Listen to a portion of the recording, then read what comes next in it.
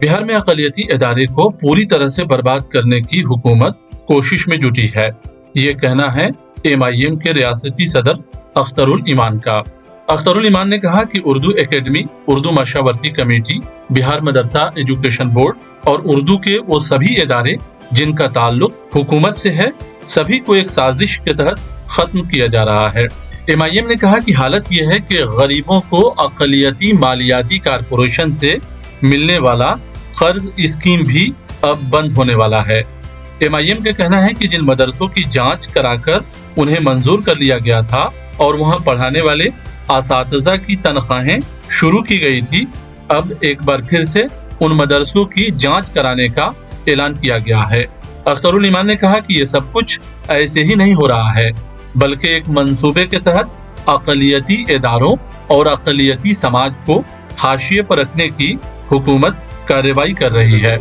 उर्दू के मसले को लेकर और अक़लियत के मसले को लेकर बिहार की हुकूमत निहायत ही गैर संजीदगी का मुजाहरा कर रही है। आप देखेंगे कि उर्दू मसावरती कमेटी 4 साल से 5 साल से खाली पड़ी हुई है, आपने उस पर बहाली नहीं की। वहीं हिंदी परामर्शदाता कमेटी में आपने फौरी तौर पर 6 महीने के अंदर बहाल कर ली। ये क्या बताता है? ये इंसाफ के साथ तरक्की का दावा है। अब ये मदरसा बोर्ड का चेयरमैन, एक तो इतना भ्रष्ट आदमी को चेयरमैन बनवा दिया, लुटवा लिया लोगों को। बार बार मदरसे की इंक्वायरी, एक मदरसे की इंक्वायरी में बेचारे लोगों से लाख लाख रुपए लिए गए, कमेटी के नाम पर 50-50 लाख रुपए गए, आपने किसी को सजा नहीं दी। और आज भी लगता है कि वही भाव हो रहा है कि कौन ज़्यादा कीमत बोली लगाएगा उसी को ये लोग भेजेंगे।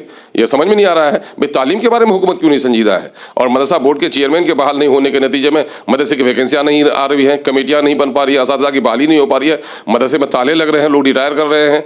और जिन मदरसों को आपने बाज़ाब्ता DM की, DO की, BO की रिपोर्ट पर आपने रिकॉग्नाइज किया है, अगर उसमें कोई खराबी आ रही है तो मदरसे के लोगों को क्यों सजा दे रहे हैं? वो DO को सजा दीजिए, जिसने गलत रिपोर्ट भेजी उस BO को लटकाइए आप। वो कुछ भी नहीं करते हैं, फिर एक मरतबा इंक्वायरी, फिर उसको लुटवाया जाएगा। ये कौन तमाशा करके रखा है इन लोगों ने? वही नहीं बल्कि उर्दू के जितने मसाइल हैं, अभी उर्दू TET के साथ जो मसला है तो उनका है ही, जहाँ तक उर्दू नायब मुतरजिम की बहाली है, असिस्टेंट ट्रांसलेटर की बहाली होने का, उसमें भी इन लोगों ने वही इल्तवा का शिकार मामला करके रख दिया है।